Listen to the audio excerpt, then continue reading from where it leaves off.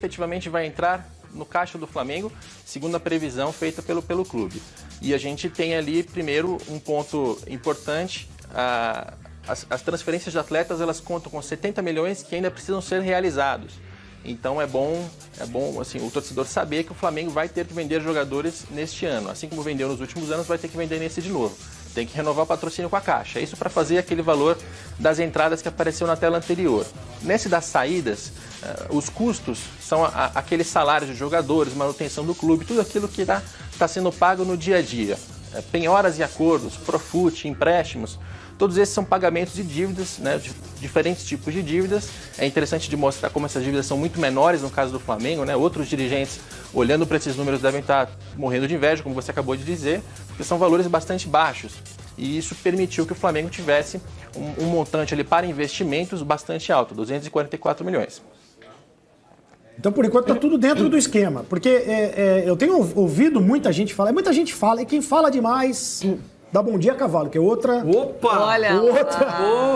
Outra expressão popular. É claro que a gente tem que ter a preocupação com relação... Quer dizer, a gente não, porque o dinheiro não é meu, né? Quem tem que ter preocupação é quem administra isso. Mas até pelo histórico de péssimas administrações no futebol brasileiro, de se gastar mais do que se arrecada e tudo mais, há a preocupação de que isso possa estourar lá no fim. Mas se tem orçamento para você pagar salários acima do teto, ou para pagar salários milionários, ou para fazer contratações milionárias, qual é o problema? Está tudo dentro do orçamento. Se o Flamengo não vai se endividar por isso... E justiça seja feita. Há 6 anos, desde 2013, isso não acontece no Flamengo, esse risco. De você fazer um investimento e não tendo dinheiro para pagar. Há 6 anos, o Flamengo está num processo de saneamento. O Flamengo está vivendo essa situação bem diferente de um Flamengo dos anos 80, dos anos 90. Esse, sim, era um Flamengo que tentava colocar a mão onde não alcançava. O Flamengo, a partir de Eduardo Bandeira de Mello, em relação a isso, é um outro Flamengo. Você não enxerga esse risco no Flamengo nos próximos anos, Rodrigo? Não, por enquanto não, Serito. É claro, se o Flamengo contratar mais 3, 4 jogadores por valores muito altos, aí ele vai ter que tomar empréstimo, ele vai ter que tirar dinheiro de algum outro lugar, né? O dinheiro não é infinito também, não é o caso.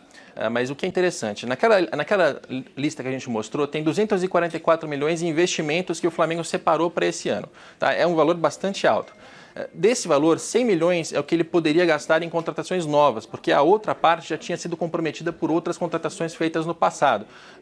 O Vitinho, por exemplo, tem uma parte do Paquetá ali, uma questão contábil. Enfim, desses 100 milhões, o Flamengo ainda tem disponíveis 14 milhões para gastar.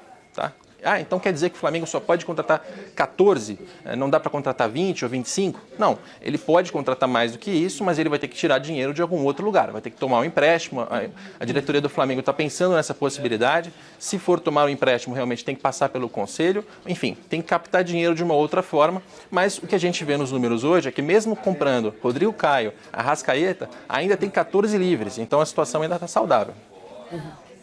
Que é uma situação para causar inveja para muita gente mesmo. E outro recorte interessante que a gente fez, a gente mostrou as 10 maiores contratações do futebol brasileiro, mas das 3 principais contratações, o que elas representaram no orçamento dos clubes, dos respectivos clubes, o Rodrigo? Olha que interessante, é o faturamento do clube corrigido para valor presente e o valor da transferência também corrigida para valor presente. A gente percebe que a contratação do Tevez e a contratação do Edmundo, tanto para as finanças do Corinthians quanto do Vasco, representavam percentuais muito altos, né? Então o risco que estava embutido ali era muito maior do que no caso do Flamengo, que compra o Arrascaeta por 64 e tem uma previsão de 7,65, então são apenas 8%. Ainda tem a questão de que o Flamengo não vai pagar isso à vista, o Flamengo vai pagar para o Cruzeiro parcelado. Então, o Flamengo hoje faz uma tacada que ela é muito alta, é a maior contratação, bombástica, né? Teve toda essa repercussão nessa última semana, mas se você comparar com outras contratações, ela não parece ter cara de maluquice, né? O Flamengo não está sendo irresponsável com ela. Olha, eu sempre ouvi o seguinte, né? Chegou até a ser lugar comum. O dia em que o Flamengo se organizar não tem para ninguém. Só que isso nunca aconteceu. Parece que está próximo de acontecer. Parece que está muito próximo de acontecer. Eu acho que já começou. Eu acho que já, também. Já começou. E quando o Rodrigo fala que no orçamento do Flamengo, na projeção, a venda de jogador, né, nessa temporada, ou então em 2020, no máximo em 2020, são 3 jogadores que o Flamengo pode fazer dinheiro, né, a curto prazo, a curto e médio prazo. O Lincoln, atacante, o Léo Duarte, zagueiro, e o garoto que está na copinha, o Reinier.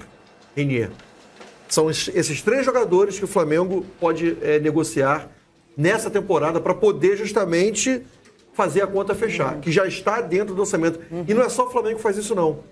Vários clubes do futebol brasileiro, o Rodrigo pode confirmar, fazem já um planejamento financeiro contando com a venda de um ativo, de um jogador ao longo do ano. E o interessante também é que o Flamengo pode pagar os salários, né? Porque eu acho que mais do que o impacto da contratação, também tem uma folha salarial aí que está aumentando cada vez mais, porque para você convencer um Arrascaeta a vir, botou um salário altíssimo.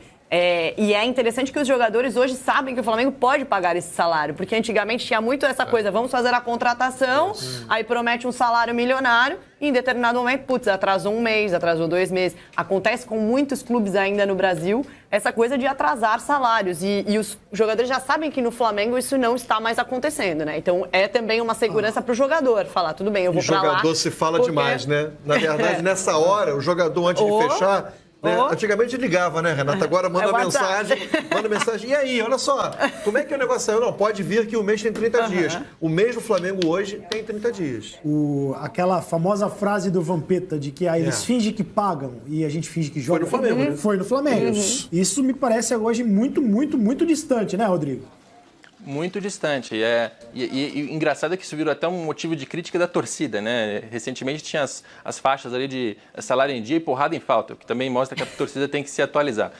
E quanto ao salário, a expectativa da diretoria do Flamengo é que o custo da folha salarial, claro, vai aumentar, porque são muitas contratações, mas que não aumente demais. E para isso, tem jogadores saindo, tem jogadores entrando. Então, com a saída do Giovani, com uma eventual saída do Diego, que ainda não está acertada, mas se ficar também deve ser com um salário mais baixo. Então, com esses acertos no elenco atual, mais a chegada, vai aumentar, mas eles não querem aumentar demais, justamente para não comprometer esse orçamento que a gente está mostrando. Uma das contas feitas é o seguinte, Rodrigo, salários de Giovani e Rômulo pagam o salário do Gabigol. Os 2 salários. A saída dos 2 jogadores, né, o salário dos 2 serve para pagar, o valor serve para pagar o salário do Gabigol. Que é bem alto, né? O do Gabigol é 1.250.000 por mês, porque faz parte de um acordo Rômulo e Giovani juntos, Rômulo e Giovani juntos ganhavam em torno disso. Lembrando que o Flamengo joga hoje pelo Torneio da Flórida com transmissão do Sport TV. O jogo do Flamengo é no Sport TV contra o Ajax. E o jogo do São Paulo é no Sport TV 2 contra o Frankfurt. Então é isso aí. Valeu, Rodrigo Capello. Muito obrigado pela tua participação.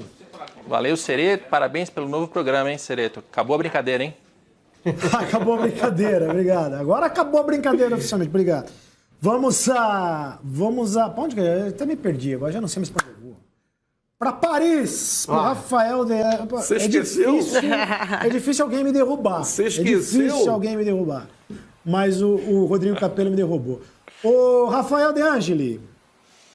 Pessoal, no último ano eu faturei mais de R$1 milhão trabalhando 100% online. E isso precisando apenas de um computador ou de um celular e de uma conexão com a internet. Você quer aprender como que você também pode fazer isso? Então clica no link na descrição desse vídeo que eu vou te contar o meu segredo.